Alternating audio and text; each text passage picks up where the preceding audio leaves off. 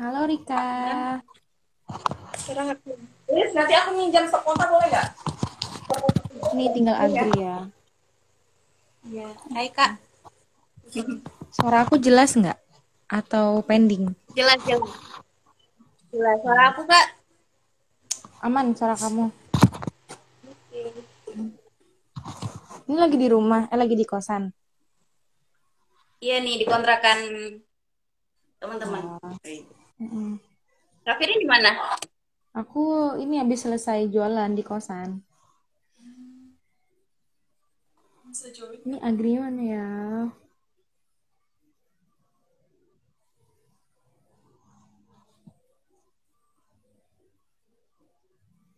Belum join ya?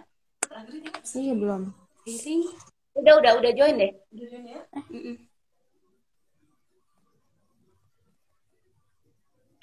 Nah, oke deh. Ya, gimana ya Mbak? Ini Agri udah sehat, udah mendingan. Alhamdulillah udah tinggal. Udah sampai Kulon Progo Mbak kemarin. Udah. Udah jauh ya mainnya. Ini kita Udah nunggu jauh. sampai berapa nih? Berapa orang? Mulai. Tunggu 1 Bu menit. bisa dimulai sih. Oh ya udah. Dimulai aja kali ya. Gimana Firi?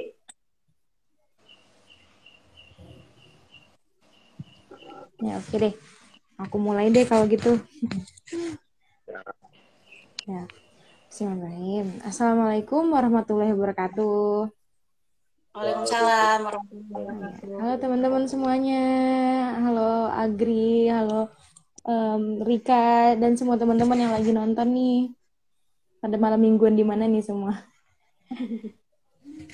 Oke. Ini malam minggu nih. Oh ya, malam minggu ya ini ya. Teman-teman yang lagi malam mingguan kita temenin live ya. Di sini aku Viren sebagai moderator pada talk show yang ke-13 ya. 13. Temanya itu 7 tahun sebatik bercerita. Nah, nanti live ini ditemenin sama Agri dan Rika sebagai ketua dan wakil ketua dari SSP 7.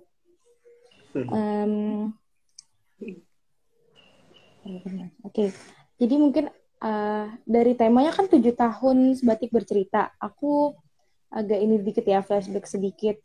Jadi GBN, Generasi Bakti Negeri ini kan satu komunitas pengabdian masyarakat yang ada di UMY. Di mana waktu itu tahun 2014 atau akhir 2013 gitu. Mas Denny, Mas Amar, sama Mbak Weni tuh menggagas komunitas ini kan, karena mereka tuh pengen ada KKN di luar Jawa, di luar Jogja gitu, KKN 3T. Nah, akhirnya di tahun 2015 terrealisasikan lah ini kalau GBN mengabdi di Sebatik, Kabupaten Nunukan, Kalimantan Utara. Mungkin di sini teman-teman ada yang baru join. Hai semuanya. Halo Kak Nisa. Ada Mbak Nisa juga nih. Iya dengan Nisa. Dia kangen banget sama Mbak Nisa. Lagu. Oh iya, kita di sini santai-santai aja kali ya ngobrolnya ya, sharing-sharingnya ya. Mm. Kan GBN udah 7 tahun, berarti udah 7 generasi lah yang dari SSP 1 sampai SSP 7. Kalau kita ingat-ingat lagi, SSP 1 itu ada Mas Bram, maaf, Mas Denny, Mbak Weni, Mas Amar. Terus SSP 2 inget nggak siapa ya? Mas SSP Angga. 2 ya ada Mas Angga, ada Mas Ilham. SSP 3 ada Mas Bram. Bram. SSP 4 Mas Hamzah, SSP 5 Kak Isa dan bidadari-bidadarinya. SSP Saya kanan 6 saya kirinya. iya, kanan saya kiri. SSP 6 ada Anugrah. Dan kebetulan aku sebagai bendaharanya dia di SSP 6. Nah, terus nih SSP 7 yang baru pulang bulan kemarin ya. Iya. Iya, Kak. Baru banget. Berarti ceritanya baru hangat-hangatnya lah ya. Terus Rika juga lanjut magang ya di sana Udah kemarin. pulang, iya, selesai Iya, magang. udah pulang. Mm-mm. Nambah sebulan Nah. lagi di perbatasan dari Rika. Iya, nambah sebulan. Panjang, Mbak. Jadi anak nunukan. Iya, jadi anak gaul nunukan. Nah, kan karena SSP 7 ini baru pulang ya, pasti cerita-ceritanya itu banyak lah di sana. Kalau di tahun aku sendiri banyak banget cerita dukanya. Karena pas itu kan pandemi ya. Nah, selain cerita duka juga cerita sukanya itu lebih banyak. Nah, makanya di talk show kali ini aku pengen ini dong tahu kalian gimana di sana mulai dari persiapan, keberangkatan sampai kepulangan. Terus juga mungkin pengen tahu nih update-update dari Sebatik kan apa sih yang baru di sana gitu. Bisa dari aku perkenalan dulu kali ya dari Agri mau memperkenalkan diri dari jurusan apa? Ya. Boleh silakan Agri. Pasti banyak yang belum tahu. Jadi aku dari hukum 18. Namaku Agri, hukum 18. Alamatku asliku di Wonosobo, Jawa Tengah. Gitu. Oke, terus selanjutnya boleh Kak.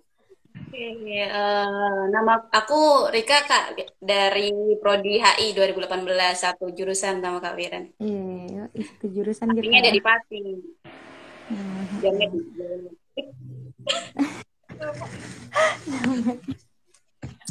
Oke, mungkin langsung aja ya. Kalian bisa deh ceritain apa aja yang berkesan selama di Sebatik. Terus cerita senang sedihnya diceritain aja nih ke kita. Untuk waktunya aku persilahkan buat kalian dua. Siapa dulu nih, Rika? Silakan. Oh iya, ini 40 menit kita ngobrol, 20 menitnya Q&A ya. Oke, Kak. Kakak Rika. Mungkin makasih atas kesempatannya.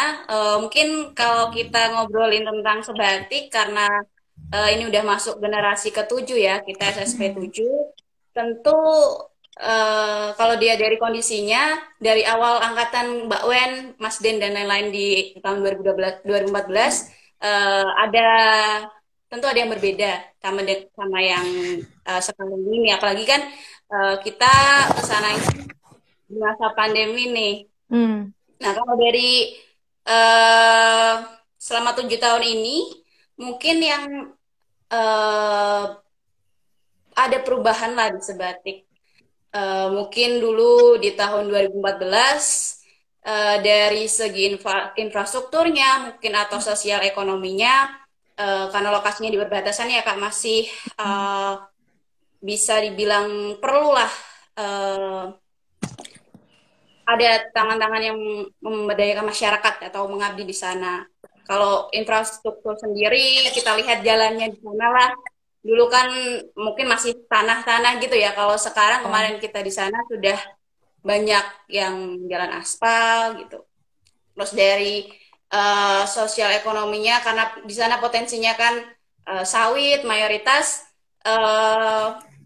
Mungkin permasalahan terkait inovasi produknya sih Kak. Hmm. Dulu itu sampai sekarang sebenarnya masih produk turunan dari sahabat itu masih jarang ditemukan di Sebatik. Mereka menjual mentah gitu. Itu kalau dari kondisi yang dulu dan sekarang Sebatik perbandingannya. Kalau dari segi pendidikan eh, masih sama sih menurut saya, masih ada yang perlu dikembangkan lah dari akses fasilitasnya, kualitasnya dan lain-lain gitu. Hmm. Terus terkait Sebatik sendiri sebenarnya eh, waktu kita berangkat dari SSW 7 sendiri fokus programnya kan lebih ke pendidikan, ekonomi Ya. kreatif sama IT karena kan pandemi pasti banyak lebih beralih ke digital ya Kak. Kita fokus di 3 program itu sih. Kalau dari Agri, mungkin kondisi batik di sana kemarin gimana, Agri? Kondisi Sebatik di sana mungkin kalau dilihat dari kesejahteraan masyarakatnya memang di Indonesia ini orang-orangnya sangat bersyukur juga ya. Jadi memang tidak terlalu bergantung kepada pemerintah. Jadi apapun kondisinya untuk tingkat ketenangan masyarakat khusus di Indonesia sekalipun itu terkhusus di perbatasan ya di Sebatik itu cukup cukup bagus. Jadi mereka benar-benar bisa memanfaatkan segala potensi yang ada di sekitar. Jadi memang potensi alamnya sangat bagus. Bahkan di lautnya untuk kondisi budidaya rumput laut yang terbesar di sana juga dimanfaatkan sebaik-baiknya oleh masyarakat. Tetapi memang indikator dari kesejahteraan dari sebuah masyarakat itu nggak bisa dilihat dari segi ekonomi aja ya. Jadi mungkin peran kita, peran GBR sendiri di khususnya di Sebatik itu secara nggak langsung itu untuk memberikan suatu semangat motivasi kepada masyarakat di sana bahwasanya oh ini loh kalian tuh dapat perhatian dari sesama, dari kita juga satu nasib, satu negara. Jadi di mana mereka masih punya semangat untuk menjadi yang lebih baik, terutama di sektor pendidikan ya. Biar hasil dari angkatan pertama tahun 2015 ke sana memberikan banyak motivasi untuk anak-anak kuliah, sampai sekarang udah ada banyak hasilnya. Bahkan kami pulang kemarin pun kita membawa satu anak yang dia baru diterima juga kebetulan sama ya. Oh, anak Pak Sekdes ya.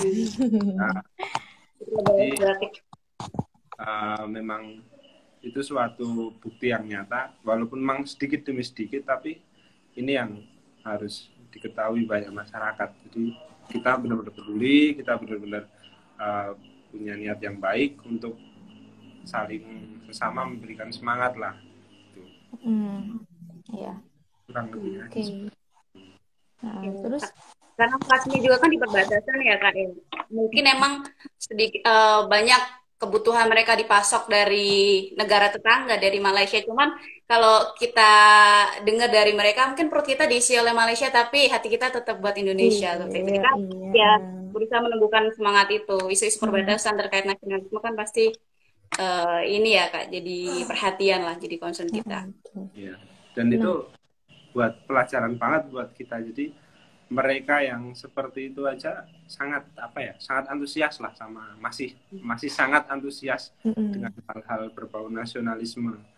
Untuk upacara misalnya kemarin terakhir setelah kami pulang itu nggak lama kan ada Sumpah Pemuda, mereka buat upacara di sekitar kolam besar, peringatan Hari Sumpah Pemuda dengan bendera yang sangat besar di sana. Itu kan menunjukkan bahwasanya mereka walaupun jauh di sana tetap seakan-akan Jakarta ibu kota yang jauh di sana, Pulau Jawa yang jauh tuh seakan-akan selalu dekat gitu. Walaupun ya memang kenyataannya memang jauh, tapi mereka nggak memedulikan itu. Ya aku lahir di sini, ya aku Indonesia gitu.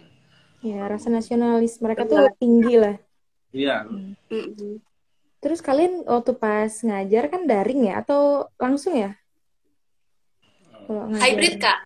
hybrid. Oh. Di awal-awal Kalau khusus di sekolah tapal batas, teman-teman GBN ini berkomitmen lah untuk mengajar selama 1 semester. Karena waktu itu sebelum KKN udah dimulai dari bulan Juli itu secara online, terus kita lanjut lagi pas pelaksanaan KKN kita langsung secara offline di sekolahnya itu. Kita nginep bareng-bareng sama adik-adiknya di asrama. Betul Kita banget. ya inilah membersamai mereka Hmm. lebih intensif ngasih pelajarannya, bimbing mereka, kayak gitu sih Kak. Nah, kalau kalau di tahunku ya serunya itu sebenarnya nggak seru juga sih, sedih gitu. Mereka yang belajarnya daring itu harus nyari sinyal dulu ke bukit. Nah, adik-adik di sana juga kayak gitu apa gimana? Betul. Permasalahan masih di jaringan. Mereka Ya. harus kalau ada pelajaran ya Kak harus di reminder malamnya. Oh, besok ada pelajaran ini. Jadi mereka mempersiapkan pagi bahkan ada yang sampai naik ke bukit dulu buat cari sinyal. Betul, betul, Nah, betul. itu emang terkendala di jaringan sih Kak kalau untuk pelaksanaan daringnya. Dan selain itu juga apa ya? Kan perlu pendampingan orang tua ketika pelaksanaan pembelajaran daring itu. Nah, mungkin sebagian besar orang tuanya ini masih fokus bekerja, jadi kurang diperhatikan lah terkait pendidikan anaknya ini. Kalau di STB sendiri kan mayoritas dari orang tua wali murid ini kan pekerja sawit di perusahaan Malaysia kan para PKI itu. Nah itu juga salah satu yang melatar belakangi berdirinya STB kan Kak? Ya, jadi kehadiran kalian membantu banget lah ya di sana. Oke. Terus kalau bisa diceritain ini nih aku mundur lagi ya, persiapan kalian selama mau berangkat itu apa sih yang ada yang menghambat nggak, terus gimana ceritanya? jadi Persiapan berangkat. konsepnya ini walaupun memang ini hanya apa ya, mungkin walaupun ini KKN, cuman kalau kita melihat lebih dalam lagi sebenarnya ini nggak beda jauh daripada seperti organisasi lainnya di kampus ya, seperti mungkin BEM atau himpunan yang juga memang kurang lebih itu 1 tahun, dan mungkin bahkan kalau komunitas KKN Mandiri ini mungkin bahkan lebih dari 1 tahun persiapan segala macam.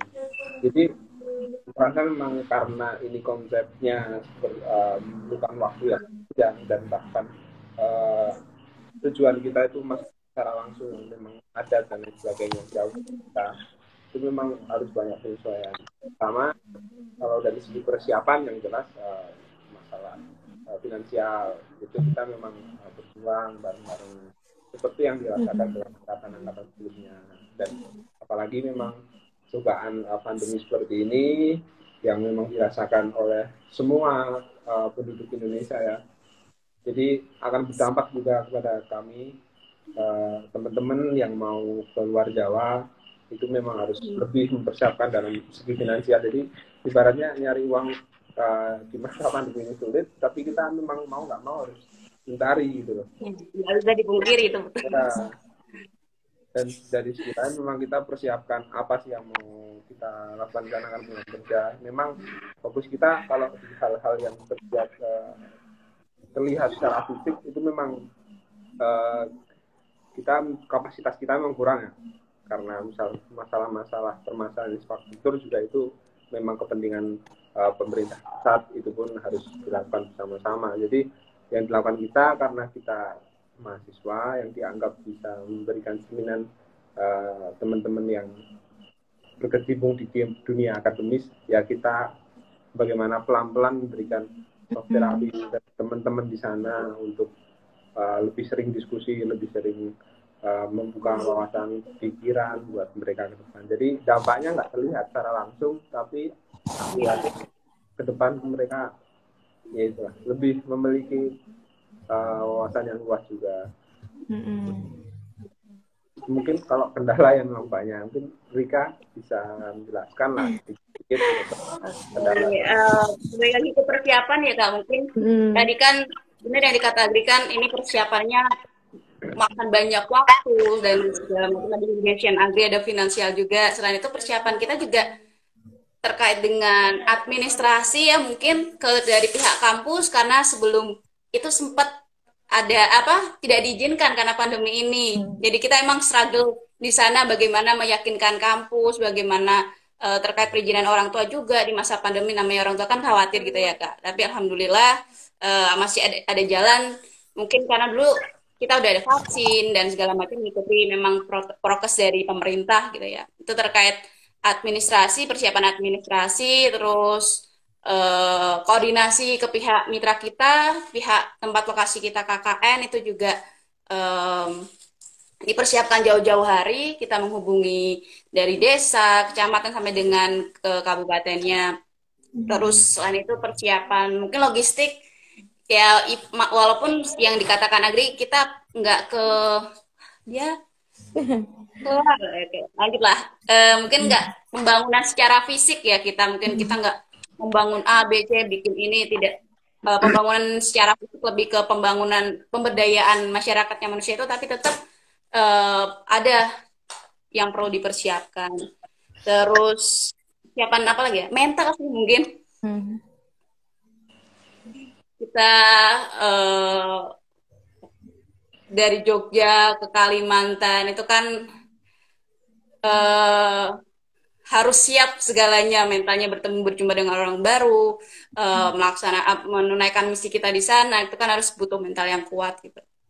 Betul. Terus apa lagi ya persiapannya ya banyak lah tadi itu selain yang disebutkan Agri tadi terkait finansial kita juga mengusahakan itu mulai dari danusan bareng-bareng kita cari bersama dan usaha dari ya awul-awul jualan makanan dan lain-lain.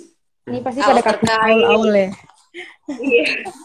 Jadi tiap minggu kita di pasar Keranggan dia belajar bangun pagi ya kan mengais rezeki hari katanya pagi-pagi itu kan rezekinya masih lancar.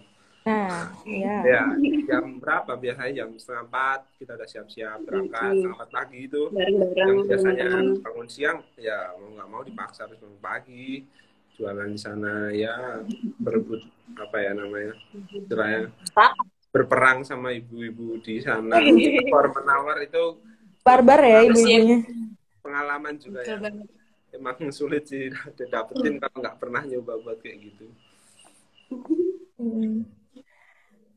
Itu sih Kak kalau dari persiapan dari teman-teman.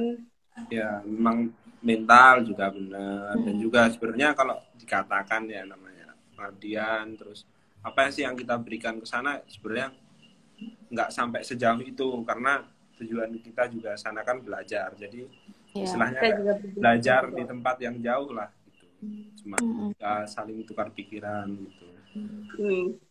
Ya, karena belajar nggak harus di ruang kelas aja ya. Betul banget. Manapun kita ya belajar sama siapa di. Nah terus nih kalau pas keberangkatan kemarin tuh kalau nggak salah yang nyusul Ucil ya. Ada satu. Iya Kak. Terus ada lagi nggak kloter berikutnya atau itu terakhir yang itu terakhir. Itu. Memang kebetulan ternyata ada yang positif waktu itu satu. Ya itu juga cukup membuat mental teman-teman agak bermasalah ya. Ada keberangkatan ya. Ya karena sudah posisi beli tiket ya kan. Sudah PCR juga ya mungkin udah habis banyak. Tapi dengar kabar teman itu kan juga sedih. Ya tapi alhamdulillah karena mungkin niat baik juga akhirnya dilancarkan juga. Dilancarkan tetap bisa disusul ya berkontribusi juga secara maksimal gitu. Terus gimana lagi nih cerita yang seru mulai dari pas keberangkatan itu ada yang ketinggalan apakah atau kekurangan apa aman semua ya? Ada juga yang beberapa hal yang kondisional seperti yang awalnya kita KKN di 2 desa gitu. Tiba-tiba di desa Pembangan sebelah desa Liang Bumi juga sebelah desa kita KKN itu belum yakin kalau apa ada anak masuk kan karena posisi pandemi Terus ya mau nggak mau kita langsung jadi satu posko, ber-19 itu bareng-bareng di satu tempat. Ya memang kita posisi pada itu kan di SMP ya, di SMP ada satu ruang kelas sama satu rumah kecil.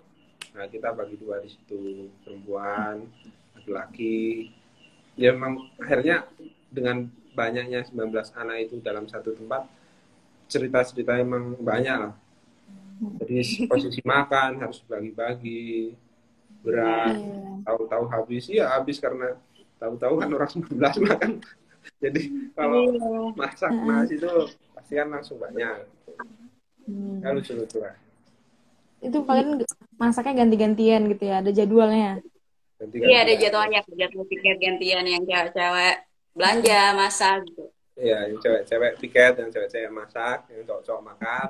Yang cowok makan, makan gitu. Terus kalau ini masalah apa ya? Air, kalian aman kan di sana? Kan kalau kami dulu di sumur gitu, kalau mau mandi. Sebenarnya ketersediaan air bersih di Sebatik itu sangat ini sih Kak, kan karena apa ya? Mereka itu bukan, pokoknya sumber airnya itu dari hujan. Ada sumur tapi karena lebih banyak kan dari air hujan. Nah, ditampung. Nah, kalau kita di tempat kita kemarin di SMP itu airnya dari kolam.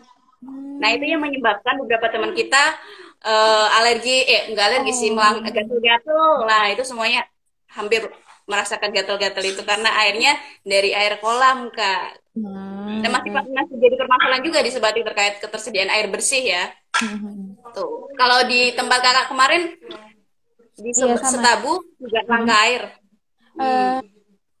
Waktu itu belum, enggak sih, karena kita kan persiapan airnya itu udah banyak gitu. Terus kalau pas habis ya udah langsung ke sumur tuh semuanya. Nah, Kak Nisa nih. Mandi di sumur. Mandi di sumur. Kalau kita main di Denmark, nyemplung di dermaga langsung nyemplung. Tanya dong Kak. Hal menantang apa sih yang dihadapi kakak-kakak waktu di sana? Ada culture shock nggak? Kalau menurutku kalau culture shock, iya, karena kalau memang kalau memang dari teman-teman yang asli Kalimantan, asli Sulawesi, itu mungkin nggak terlalu ada culture shock tersendiri lah, karena memang kan sudah biasa di masyarakatnya seperti itu. Mungkin teman-teman yang terutama dari selain dari Kalimantan, dari Sulawesi, memang banyak culture shock-nya. Jadi memang beberapa ada adat-adat di sana yang kita belum tahu, terus ternyata seperti ini gitu. Cuman overall baik-baik dan orangnya sih ramah-ramah. Jadi kita menyesuaikannya tuh nyaman-nyaman aja gitu. Kalau yang menegangkan, kalau untuk masalah penyesuaian culture itu nggak terlalu jadi masalah lah. Cuman ternyata Indonesia tuh seluas ini gitu loh. Kayak jauh kan. Kalau dilihat di peta tuh belum jauh gitu. Dan dari apakah kayak beruntung gitu. Beruntung kita sampai sana melihat luasnya negara ini sampai sana gitu. Kalau hal yang mencengangkan itu mungkin untuk masalah jalan di sana. Ketika menuju jalan-jalan yang sulit, sekolah-sekolah yang sulit, itu untuk akses mobil, motor itu sering. Kita kalau motor itu cuma pelan-pelan, karena di sana daerah-daerah rawa, daerah-daerah tanahnya itu tanah lumpur, licin, ya sering jatuh, terpeleset gitu. Tapi nggak sampai kecelakaan yang apalagi belum ada ini ya, pencahayaan di jalan-jalan kan Kak, itu juga kita cengangkan sih. Tapi orang sana pun ketika jalan aspal nggak ada lampu, mereka bisa tetap kenceng nih. Itu karena udah biasa. Matanya bisa. Tapi itu kalau melewati desa-desa, melewati tempat tujuan yang jauh dari apa namanya, dari jalan aspal, jalan tanah, kalau cuma jatuh dari motor dengan pelan-pelan itu sudah sering. Itu waktu itu sempat juga kan. Ini Kak, pengalaman banget nih Agri yang nyupir waktu itu. Sempat 2 kali tuh. Ya. Karena medannya yang satu mau nyebur jurang, yang satu ini ya dikali di sungai ini ya. Ya, jadi selain kalau naik motor itu cuma jatuh dengan posisi pelan karena ya kan jalan sulit, kita mesti pelan-pelan kan. Nah, terus kepleset karena roda keselip, jatuh, wajar, apa salah, terus badan kena blokok apa ya istilahnya, lumpur itu sering lah ya. Jadi ada celana khusus emang kalau mau pergi jauh, biar celana itu aja yang kotor. Nah, terus kalau mobil 2 kali, sekali pernah nyebur jurang, hampir nyebur jurang karena posisi tanjakan di sebelah kanan kiri itu nggak ada pengaman jalan, habis hujan, lumpur, roda jalan di tempat, jadi posisi naik terus ya hampir terus nyepot kan karena rodanya berputar di tempat. Nah, itu terus pada turun yang di belakang. Aku story kalian tuh yang lagi dorong mobil itu ya. Nah, itu beda kasus lagi kalau itu. Oh, beda lagi. Ya. Dikali. Kalau itu memang jalannya masuk harus lewat sungai. Nah, posisinya karena memang kita nggak pernah naik medan seperti itu, yang mobil masuk ya udah warga-warga pada bantu. Jadi benar-benar mobilnya itu benar-benar masuk ke sungai dan kita udah bingung kan sebenarnya, nggak tahu ini mobil orang pinjem ya kan, kalau rusak gimana. Tapi ya itu yang bawa Agri ya kebetulan yang selalu jadi korban ini aku. Ini sebenarnya teman-teman di sana kendaraannya aman ya, transportasinya udah ada yang minjemin gitu kan. Kalau aku dulu ini ada Mbak Nisa tuh baik banget, mau motor mau mobil langsung ada nih dipinjemin kayak gitu. Kalau kalian berarti aman. Transportasi kita tetap jadi permasalahan sih Kak, sebenarnya masih apa ya, butuh, karena kita kan ber-19, setiap kegiatan perlu mobilisasi ini kan teman-teman, ke misalnya waktu TPA ngajar di musolanya di RT berapa, kita ada kegiatan pelatihan di kantor desa. Nah itu untuk ketersediaan kendaraan itu masih kurang, karena yang motor yang standby itu 2 ya Gri ya, itu pun dengan segala problematika motornya, ada yang nggak ada remnya, ada yang lampunya bermasalah dan lain-lain. Itu emang kadang kalau kita tiap kegiatan tuh agak sulit di transportnya gitu, harus minjem dulu kemana. Alhamdulillahnya tapi dari kepala desa juga support, monggo kalau ada kegiatan apa mau pinjem mobil silahkan gitu. Gimana Gri ini? Ya jadi kalau memang karena posisi motor itu 2 dengan 19 anak yang harus kemana-mana, itu memang agak ekstra gitu, benar mandir gitu. Terus kalau misalnya harus pinjam mobil juga kan kita pinjam dulu gitu, dan nggak sering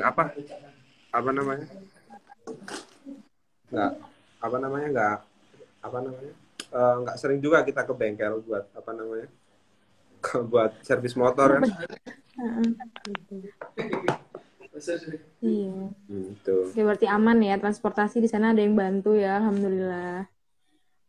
Tapi kalau jalan sering lah ya kalian, apa gimana? Ke tempat TPA, sekolah gitu. Tapi udah di sekolah ya kalian tinggalnya?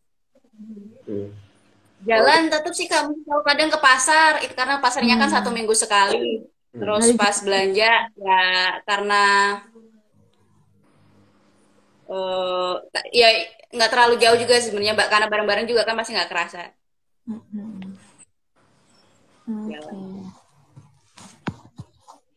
Terus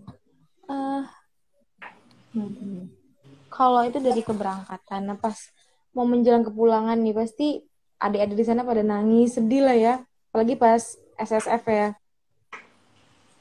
Iya, jadi ada anak kecil yang mungkin masih kelas 3 SD, kelas 4 SD ngerasain bisa sepeka itu merasakan kesedihan kan sama kami waktu berpisah. Yang malu-malu tuh, malu-malu pamitan, malu-malu nangisnya malu-malu. Nah itu yang kadang bikin kita juga terenyuh gitu loh. Sedih banget. Terutama sama pemuda-pemuda di sana, teman-teman di sana yang bantuin kita, full bantuin apapun masalahnya dibantuin. Itu perpisahan kita saling tuker barang, tuker kenang-kenangan, mau apa yang ada lah, kita bawa jaket kita kasih apa. Bahkan kemarin saking dekatnya hubungan kita sama teman-teman di sana juga apa, kalau di sana kan adatnya itu apa, senjata adatnya ada mandau sama tameng. Itu pun bahkan sampai dikasih gitu loh ke kita. Jadi itu hal yang sangat luar biasa dan terhormat. Dan ya memang itu loh, kayak kita nemuin saudara jauh di sana. Betul banget. Emang hampir di semua kegiatan kita pasti kita bareng ada pemuda yang terlibat di sana gitu Kak. Emang salah satu cara kita ya melalui pemuda itu Kak. Jadi bareng-bareng terus di setiap kegiatan, apalagi di SSF itu kan acara puncaknya Saudara Sebati Festival. Mulai dari rangkaian acaranya, karena itu kan banyak banget ya Kak, ada lomba-lomba dari lomba badminton, karena di badminton di sana juga banyak peminatnya selain voli. Ya?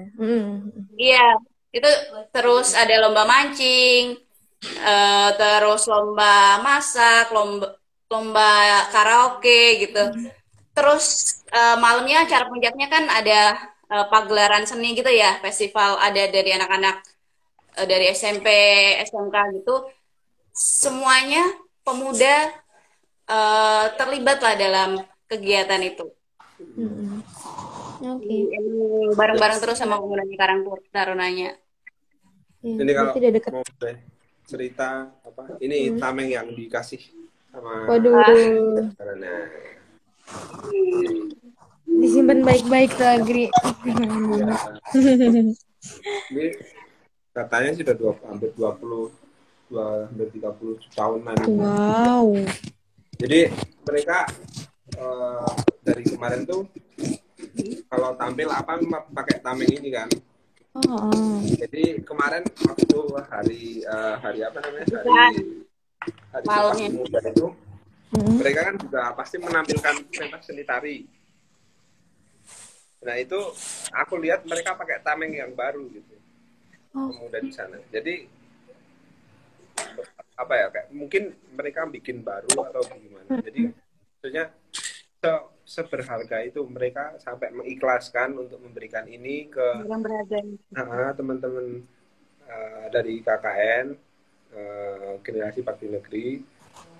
Itu memang pertimbangannya mungkin nggak gampang gitu loh, dan nggak tahu juga maksudnya ternyata kenang-kenangan seperti ini tuh kok sampai ke kita gitu. Kita nggak nyangka juga. Iya, nggak nyangka banget. Luar biasa sih gitu. Jadi terbukti lah teman-teman kemarin benar-benar sama masyarakat sana benar-benar masuk gitu. Nah, ini ada yang nanya nih, kita langsung jawab aja Pak. Gimana? Boleh. Mari kita. Kalau respon masyarakat sendiri atas program kakak-kakak di sana gimana? Soalnya kan lagi COVID nih, bebas atau terbatas? Ya. Jadi mungkin aku jawab dulu ya, nanti Rika bisa nambahin juga. Jadi memang kondisi COVID seperti ini memang sangat menjadi kendala. Tapi kita berbeda ketika kita menuju ke masyarakat, bahkan nggak usah jauh-jauh harus kita ke sana. Masyarakat di sini, di Jawa pun juga banyak yang merasa itu tidak terlalu tidak terlalu menjadi suatu masalah yang sangat dipusingkan gitu, karena memang culture masyarakat yang berbeda. Jadi penerapan hal-hal kegiatan aktivitas masyarakat terhadap pandemi seperti ini tuh memang berbeda-beda. Kalau di sana memang agak lebih santai masyarakatnya, tentunya dengan protokol yang sebisa mungkin kita terapkan, tapi masyarakat sangat bagus lah. Jadi kegiatan-kegiatan di sana mungkin kalau dikatakan bermasalah dengan masalah pandemi seperti ini, uh, bisa dikatakan nggak bermasalah juga. Gitu.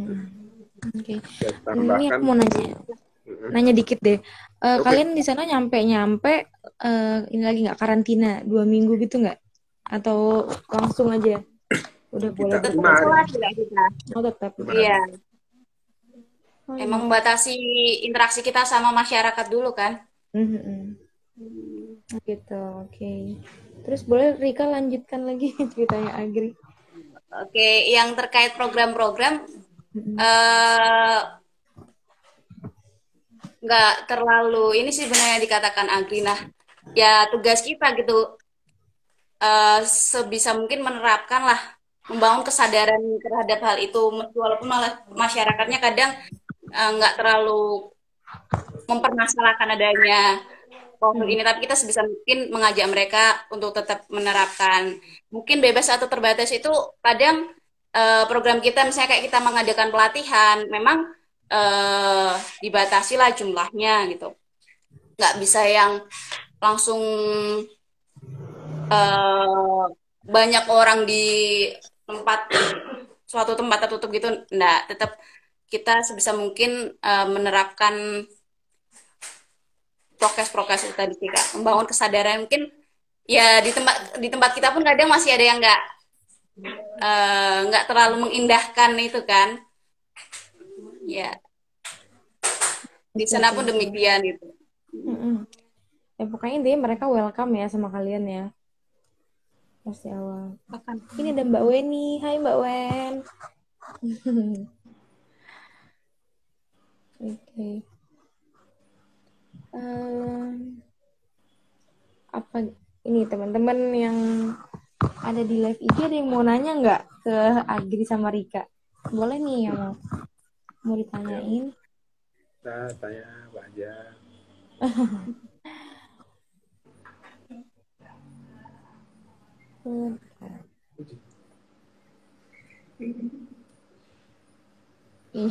Mbak Weni, kenapa kok sebatik sih Kak? Kenapa yo? Kita meneruskan estafet perjuangan Mbak Weni dan kawan-kawan.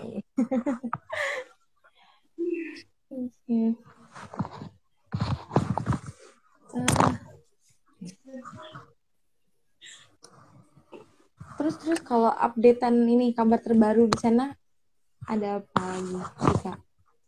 Kayak mau ngebangun apa gitu?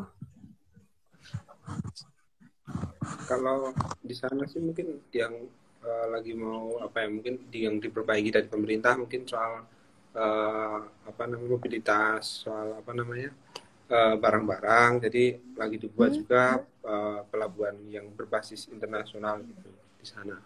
Jadi ya harapannya mungkin untuk ke depan untuk masalah logistik lebih bagus ya di daerah sana itu.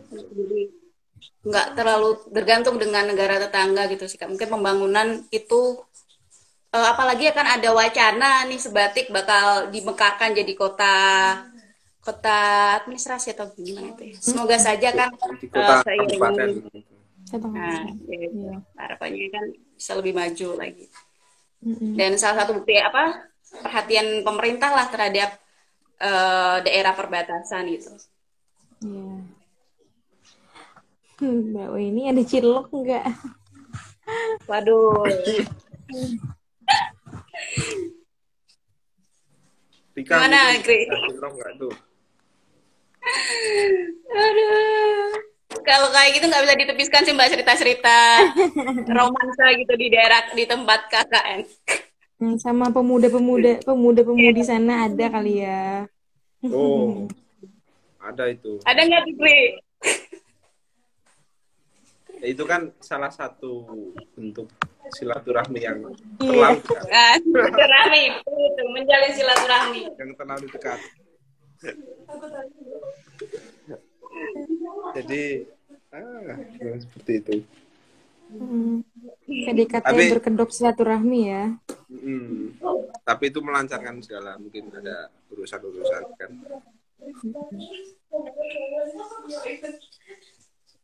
Ada Mbak. Kemarin juga ada cerita misal kayak apa namanya Lah, sanggar kesenian lah, sanggar kesenian. Jadi balik nih, misi Laran nih. Gimana sanggar Agri? kesenian di sana apa kita lebih apa namanya lebih dukung lagi, beri semangat lagi ya kan untuk mewarisi budaya-budaya dari leluhur gitu. Dan alhamdulillah kemarin setelah kami pulang, ya kebetulan juga ada acara adat juga ya terdekat. Kita pulang lihat story teman-teman pemuda di sana latihan tarian tarian adat di sana, senang gitu loh.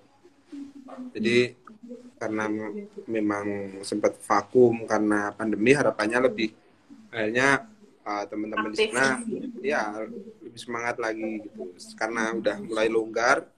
Kemarin udah mulai ada acara kemarin seperti Hari Sumpah Pemuda itu kan juga mereka tampil lagi, mereka latihan lagi, senang lihatnya di sini tuh karena nggak bisa dipungkiri juga ya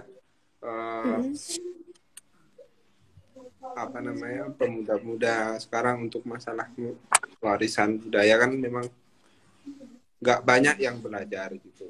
Jadi melihat mereka belajar seperti itu, semangat, antusias, latihan nari, cowoknya, ceweknya, dari yang muda, dari yang tua, dari yang masih kecil, itu senang lihatnya. Ada sanggar juga ya di kemarin kita sanggar teman-teman. Iya. Sanggar kalian yang bikin program atau dari sebenarnya sanggar itu sudah ada Kak, diaktifkan kembali seperti yang disampaikan Agri tadi itu. Sempat vakum kan? Gimana tuh?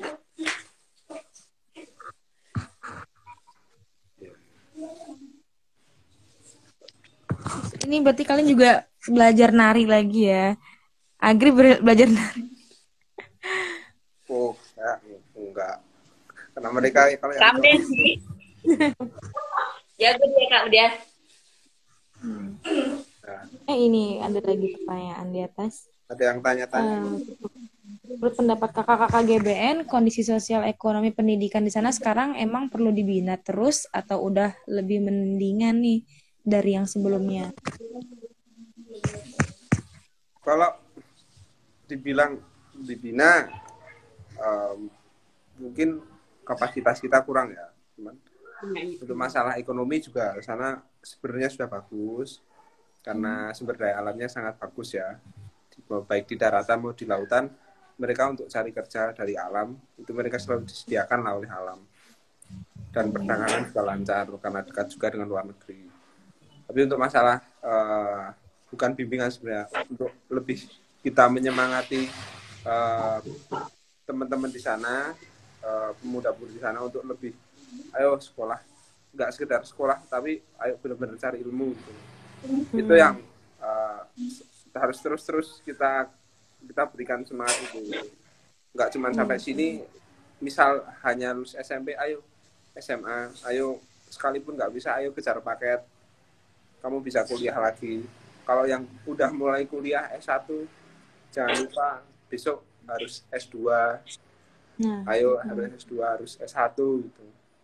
Karena ya nggak dipungkiri, walaupun memang pendidikan itu nggak menjamin semuanya, tapi kan kebiasaan berpikir akhirnya bisa membentuk karakter yang lebih baik lagi. Yes, betul, agree. Lebih ke terus menyemangati sih gitu, paling menyemangati. Tapi kalian masih ini kan sering kontak-kontakan sama anak-anak sekolah di sana? Ya, masih. Ngebantu PR mereka gitu masih? Kalau membantu PR sih enggak kayaknya. Sharing-sharing biasa sih Kak. Tapi kalau yang di STB karena kita tetap ngajar, jadi ya salah. Sekolah langsung ya. Gitu. Jadi masih ya sampai sekarang di STB ngajarnya? Iya. Tapi kadang juga kita sedih juga misalnya lihat anak yang masih umuran SD gitu, dia enggak sekolah gitu kan. Kalau untuk berbuat, untuk mendorong anak-anak kecil itu mungkin malah lebih sulit ya, kan itu harus kaitannya sama orang tua gitu. Iya betul. Mereka Karena tuh iya betul tadi mendorong semangat anak-anak buat belajar. Karena di sana ya, Gri kita lihat anak-anaknya mungkin lebih sering ikut orang mabetang ya, tua. ikut rumput laut. Nah, padahal kan ya karena pandemi ini karena sekolah online ya mungkin mereka kayak apa lebih mengisi kegiatannya dengan mabetang karena kan dapat uang. Mungkin mereka lebih ke situ. Jadi Jadi kita pun ada program Sekolah Kolong Langit itu, ya salah satunya tujuannya ya biar eh, ngajak adik-adiknya ini yuk belajar enggak melulu yang formal melalui sekolah informal sekolah kolong langit itu salah satu usaha kita lah biar anak-anak ini tetap mau belajar semangat belajarnya gitu. ya, jadi eh, mungkin sama bentang tuh mereka kan banyak yang budidaya rumput laut. Jadi butuh Hmm. butuh media tali yang diikat bibit rumput lautnya itu. Nah, seperti satu tali itu bisa dikasih harga 10.000 jasanya. Ya anak-anak kecil kan untuk ngikat-ngikat itu bisa. Nah, jadi anak-anak kecil untuk mendapatkan uang 100.000, 50.000 itu dalam hari bisa gitu. Dan itu kan membuat mereka nyaman dengan hal tersebut. Itu yang kita terus coba buat, ayo kalau belajar ya yang serius gitu. Memang banyak yang sudah sekolah, cuman kalau ditanya masalah sekolahnya, kalau sekolah gimana dan lain sebagainya, mereka ya masih hanya banyak yang sekedar masih ya main gitu sekolah. Bahkan kalau anak SMP pun kadang ditanya nanti pelajarannya jadwalnya apa gitu, banyak yang nggak tahu gitu. Hanya sekedar jadwal kan, maksudnya menunjukkan keseriusan sekolah kan sulit.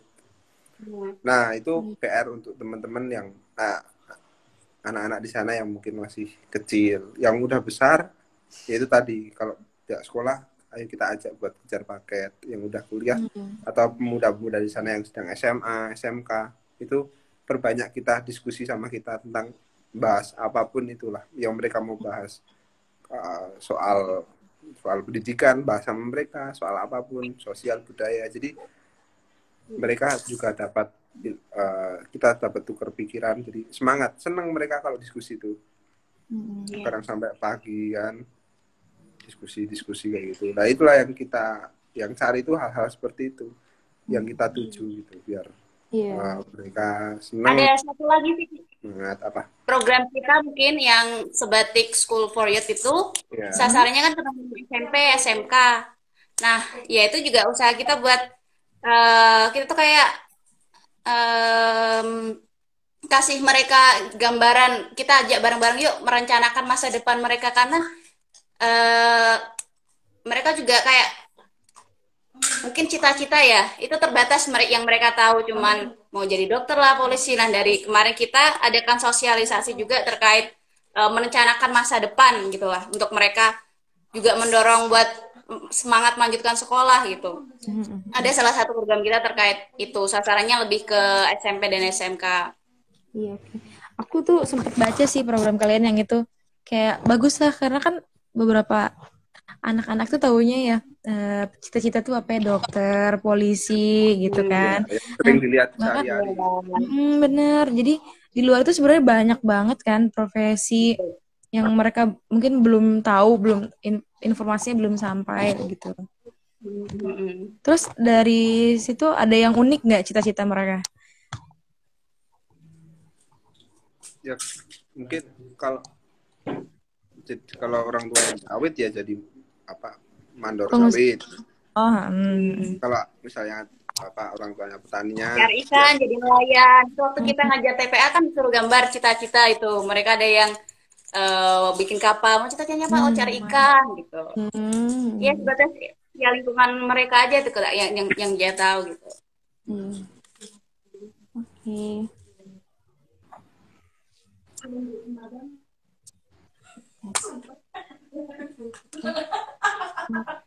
Ini ada Kardi. Semangat kakak-kakak, ditunggu lagi kedatangannya ke Pulau Sebatik. Banyak banget kontribusinya buat perbatasan.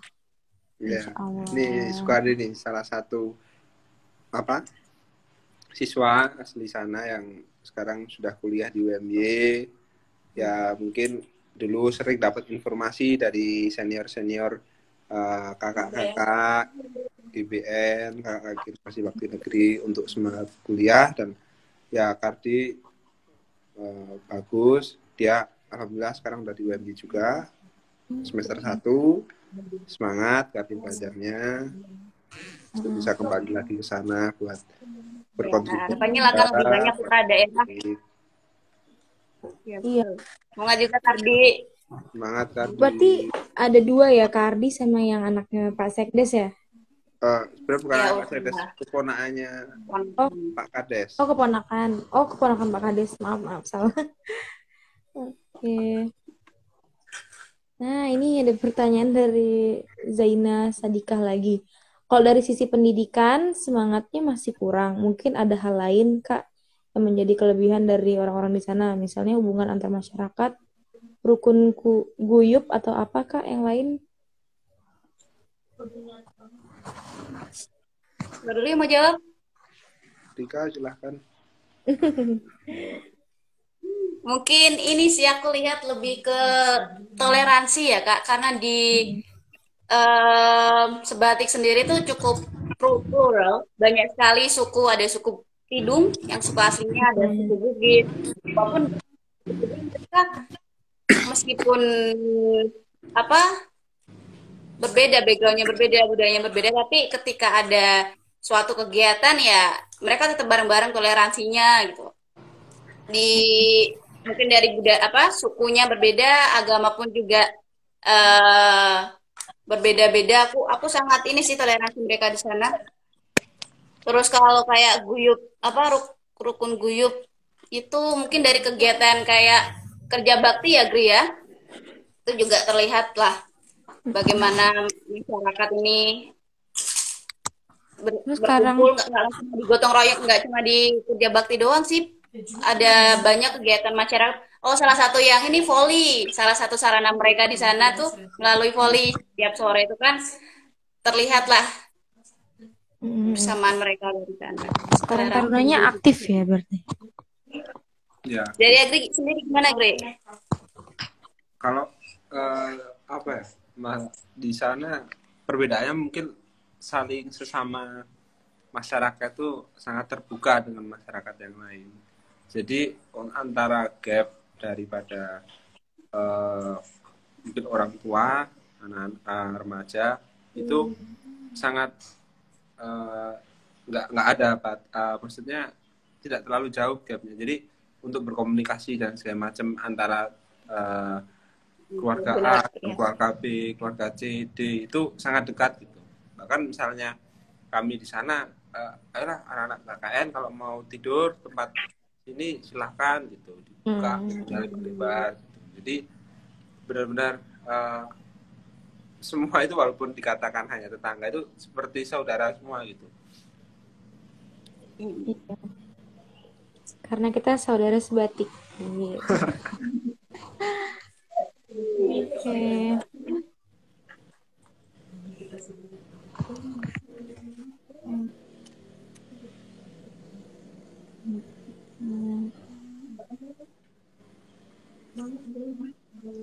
Nah, terus nih kalau buat Rika sama Agri berarti kan udah selesai, tinggal LPG-an ya kalian ya. Iya.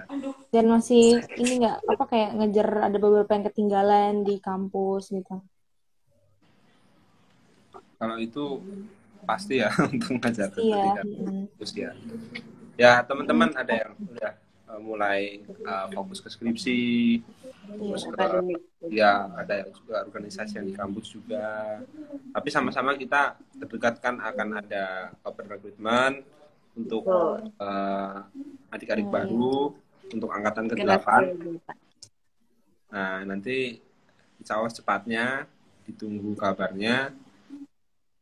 Diharapkan mahasiswa khususnya di UMY ini lebih terbuka lagi, tertarik lagi, terdengar hatinya untuk ikut KKN mandiri di Generasi Bakti Negeri, karena ini cerita yang bisa dilalui